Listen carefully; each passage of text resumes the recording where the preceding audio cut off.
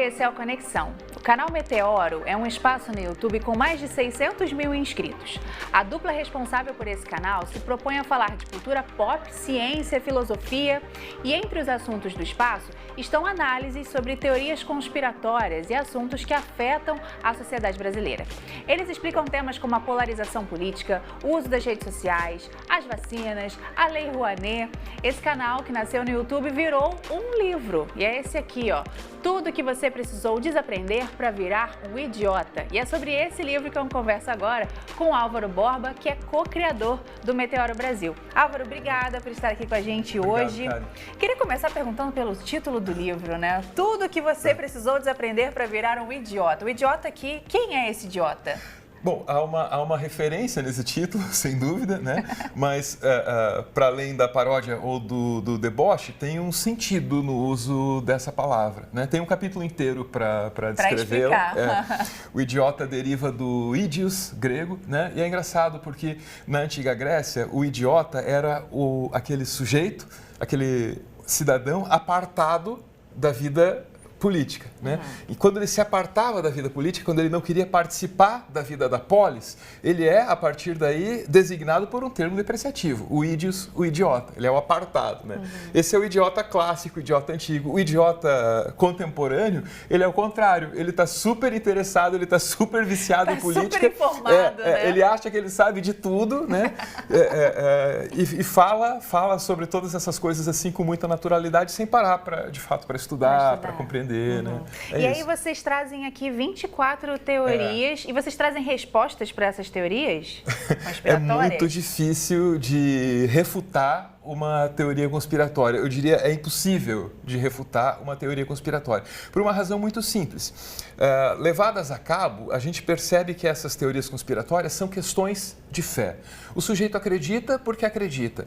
Como não se trata de uma construção embasada em racionalidade, é natural que ela não possa ser desconstruída a partir da racionalidade, percebe? Aquilo que não foi construído pela razão não vai poder ser desconstruído pela razão. É uma questão de fé. Agora, as teorias conspiratórias, como objetos de estudo, estão muito bem definidas. É relativamente fácil identificá-las por algumas características que todas partilham, né? Em geral, Karen, elas extraem um elemento da realidade e aí constroem toda uma ficção a partir daquilo. Exemplo fácil e rápido, né? Existe um elemento real chamado Foro de São Paulo? Existe. Aí eu crio uma mística, uma mítica em torno desse elemento real chamado Foro de São Paulo e daí nasce a teoria conspiratória da Ursal, mencionada durante um debate eleitoral, uma maluquice. É isso. E aí eu vi que vocês chegaram a essas 24 aqui e são, e assim, os temas são muito interessantes mesmo. Vou dar alguns dos exemplos, né? Freud não defende o incesto, não há sociedade livre de drogas, Martin Luther King não era anticomunista, politicamente correto é coisa da direita, Gramsci nunca foi maquiavélico, enfim. Como é que vocês chegaram a somente essas 24? Tá, o primeiro critério é quais dessas conspirações estão norteando as políticas públicas do Brasil nesse exato momento histórico, 2019. Essa é a primeira linha de corte. Foi o critério, né? Então, várias das 24, a maioria das 24, né, elas estão definindo os rumos da política no Brasil. Outras ideias estão aí porque elas são estruturantes para a maneira como as teorias conspiratórias se embrenharam dentro da discussão política. Porque mentira em política a gente sempre teve, a gente está acostumado. Né? Essas construções engenhosas a partir da mentira, chamadas de teorias conspiratórias ou de super teoria conspiratória, essa é a novidade desse momento, né? E tem algumas das conspirações tratadas aqui que são importantes para essa história, assim, como a gente passou a ter uma super teoria conspiratória definindo os rumos da política até em nível assim global, né? Então, o que é historicamente importante também está aí. Aí eu queria ler um trechinho até que você mesmo me indicou.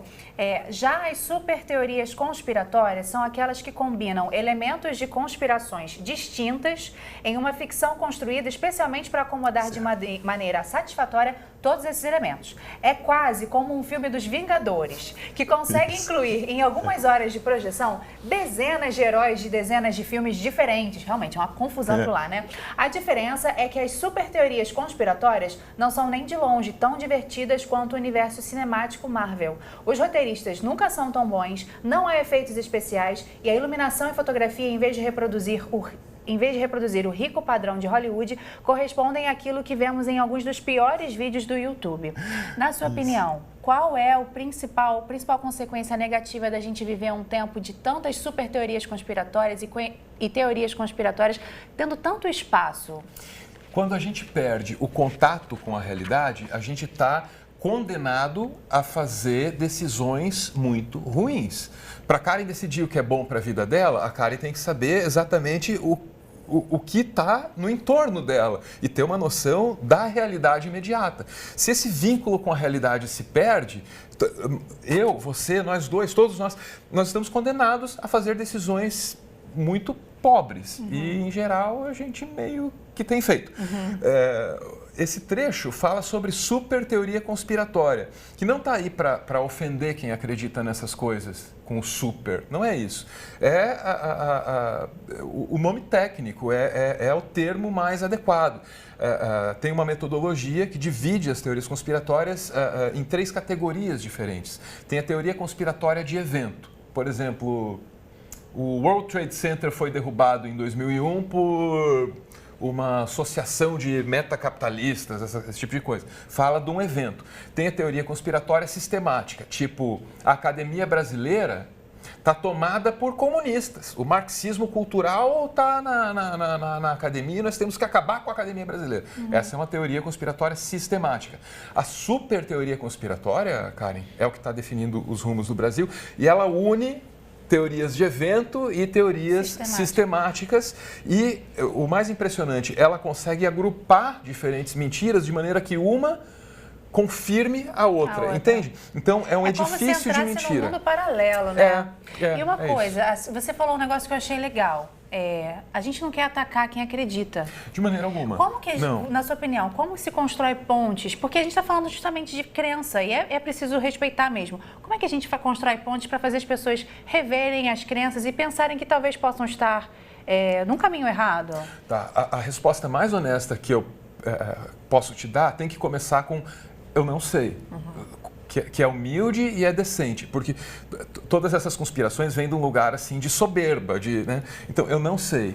Em não sabendo e admitindo que eu não sei, eu posso me permitir aí sim te dizer o que eu acho, Karen, tem tudo a ver com o conceito de pós-verdade, que é aquele estado de coisas em que as nossas crenças e os nossos sentimentos, as nossas emoções importam mais que os fatos objetivos. Então talvez, se a gente não consegue criar um vínculo com essas pessoas, falando dos fatos objetivos, né, discutindo os fatos objetivos, porque há um abismo, né, entre a realidade e a teoria conspiratória, talvez a gente possa se juntar naquilo que essa pessoa sente. Está sentindo o quê para acreditar na teoria conspiratória? É medo da realidade? Esse medo eu consigo compreender.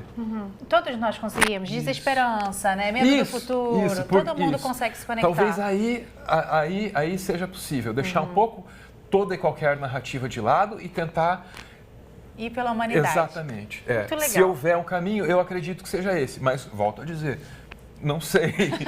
Torço para estar certo. Torcer para que isso aconteça. Eu adorei, estou muito curiosa para ler. Fica aqui a dica. Eu ainda não li, estou conversando sobre o livro aqui sem ter lido, mas é bastante interessante. Fica a nossa dica. É bem fresquinho, né? O livro acabou de sair aqui, ó. Tudo que você precisou desaprender para virar um idiota, que é lá do Meteoro Brasil. Obrigada, Álvaro, por estar aqui com a gente. Boa sorte nessa nova jornada aqui, que é o livro, viu? Volte sempre. Obrigado. A você de casa, obrigada pela sua companhia. Se você quiser rever essa e outras entrevistas, é só acessar o futuraplay.org. Um beijo e até a próxima.